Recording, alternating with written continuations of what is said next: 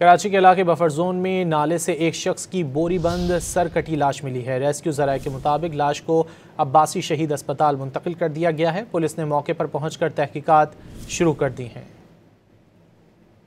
कराची के इलाके buffer zone में नाले से एक शख्स की बोरी बंद सर कटी लाश मिली है। रेस्क्यू ज़राए के मुताबिक लाश को अब्बासी शहीद अस्पताल मुंतकिल कर दिया गया है। पुलिस ने मौके पर पहुंचकर तहकीकात शुरू कर दी हैं। कराची के इलाके बफर जोन में नाले से एक शख्स की बोरी बंद सर कटी लाश मिली है। रेस्क्यू ज़राए के मुताबिक लाश को अब्बासी शहीद अस्पताल मुंतकिल कर दिया गया है। पुलिस ने मौके पर पहुंचकर तहकीकात शुरू कर दी हैं।